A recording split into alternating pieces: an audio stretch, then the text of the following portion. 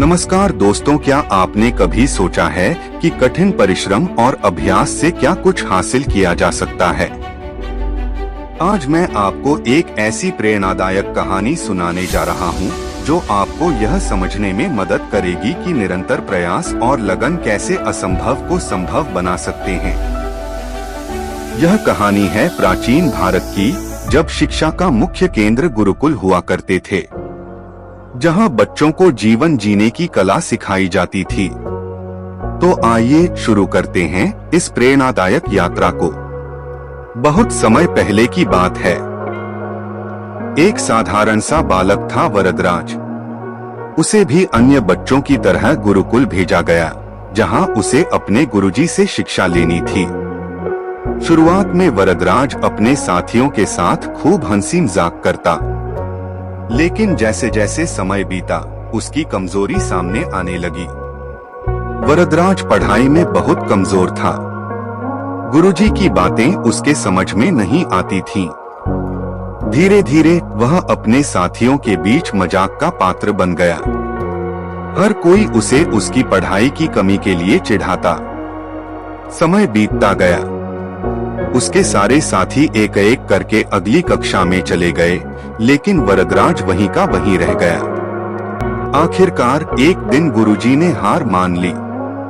उन्होंने वरदराज से कहा, बेटा वरदराज, मैंने तुम्हें सिखाने की हर संभव कोशिश की, लेकिन शायद शिक्षा तुम्हारे लिए नहीं है। अब तुम्हारे लिए यही उचित होगा कि तुम अपने घर लौट जाओ और अपने परिवार की मदद करो। अपना समय बर्बाद मत करो। गुरुजी की ये बातें सुनकर वरदराज का दिल टूट गया।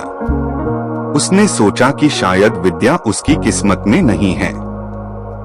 वह भारी मन से गुरुकुल छोड़कर घर की ओर चल पड़ा। दोपहर का समय था। सूरज की तेज धूप थी। चलते चलते वरदराज को प्यास लगने लगी। उसने इधर उधर देखा और कुछ दूर पर एक कुआं देखा। कुएं के पास महिलाएं पानी खींच रही थीं। उसने देखा कि पत्थरों पर गहरे निशान बने हुए थे। उत्सुकतावश उसने महिलाओं से पूछा, यह निशान कैसे बने? महिलाओं ने जवाब दिया, बेटा, यह निशान हमने नहीं बनाए। यह तो पानी खींचने के दौरान कोमल रस्सी के बार बार आने जाने से बने हैं। यह सुनकर वरदराज सोच में पड़ गया। उसने मन ही मन सोचा, जब कोमल रस्सी के निरंतर प्रयास से ठोस पत्थर पर निशान बन सकते हैं, तो क्या मैं अभ्यास के जरिए विद्या प्राप्त नहीं कर सकता? इस विचार ने उसकी सोच को पूरी तरह बदल दिया। उसने तय किया कि वह हार नहीं मानेगा। वरदराज तुरंत गुरुकुल लौटा। उसने गुरुजी से कहा, गुरुजी, मुझे एक और मौका दीजिए।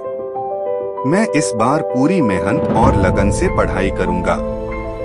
गुरुजी ने उसकी बात मानी और उसे एक और मौका दिया।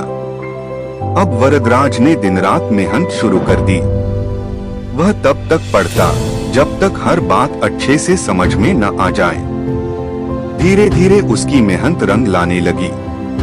कुछ सालों की कड़ी मेहनत और गुरुजी के मार्गदर्शन से वही वरदराज, जिसे लोग मंदबुद्धि कहते थे, संस्कृत का महान विद्वान बन गया।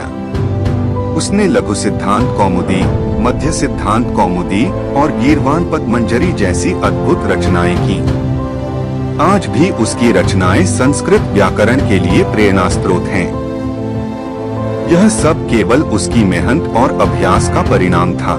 अगर आपको यह कहानी प्रेरणादायक लगी हो तो हमारे चैनल को सब्सक्राइब करें, वीडियो को लाइक करें और इसे अपने दोस्तों के साथ जरूर शेयर करें।